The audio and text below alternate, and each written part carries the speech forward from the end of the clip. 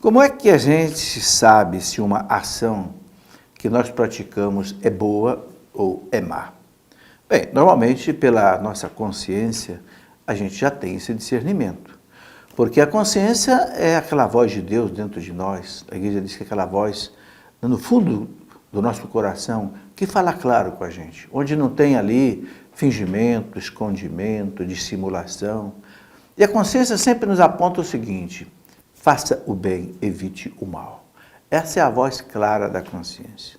Mas acontece que muitas vezes a consciência não é bem esclarecida, é às vezes mal formada. A consciência precisa ser formada. Há pessoas que têm uma consciência chamada laxa e outras têm uma consciência chamada escrupulosa. A consciência laxa é aquela consciência que para ela nada é errado, nada é pecado, é o tal relativismo religioso, cada um vive como quer, cada um faz a sua lei, a sua moral. E tem outros que são exatamente o oposto. Acho que tudo é pecado. Qualquer falhazinha, qualquer erro, qualquer pequeno mau pensamento, acho que já é pecado. Então são duas coisas opostas. É preciso que haja um equilíbrio na consciência. E quem é que dá esse equilíbrio para nós? Exatamente a lei de Deus. A lei de Deus nos guia.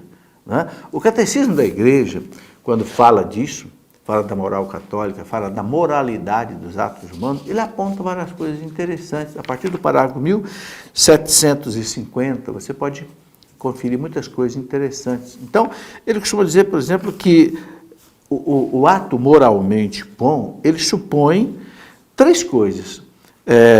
A bondade do objeto. Aquela ação que eu vou fazer é boa, né?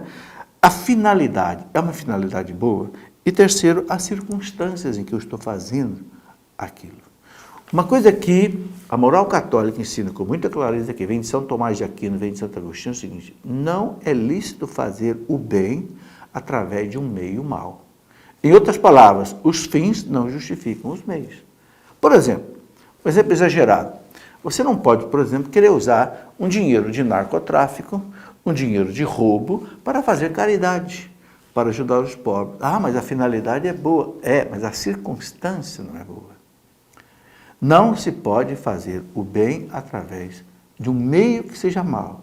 Isso é um princípio básico na moral católica. Por exemplo, você não pode usar a violência para querer estabelecer uma concórdia, a menos que a violência seja a serviço da justiça. Aí é diferente. Às vezes é necessária. Por isso que existem polícias, forças armadas, etc., mas dentro de critérios muito bem determinados. Outro ponto que a moral católica diz, né, não se pode justificar uma ação má, embora feita com boa intenção. Ah, eu tive boa intenção. Não, mas espera aí. Né? A boa intenção tem que estar lastreada também na moralidade. Né? Muitas pessoas querem, eu vou fazer um aborto, eu vou fazer uma operação assim, uma vasectomia, uma laqueadura com boa intenção e tal, mas o meio não é bom, a circunstância não é correta. E aí, muitas vezes, a pessoa não tem a fundamentação necessária para saber se aquilo é certo ou errado. Por isso é importante estudar a doutrina, a moral católica, o catecismo da igreja, que vai dizer para nós, isso aqui está certo, isso aqui. Há pessoas que fazem o mal sem saber que estão fazendo mal, porque não têm uma consciência bem formada. Isso é muito importante. Outra coisa, diz aqui o catecismo, que o ato moralmente bom supõe exatamente a lei da finalidade e a circunstância, como eu disse. E diz que existem comportamentos concretos cuja escolha é sempre errônea, porque escolher significa uma desordem da vontade.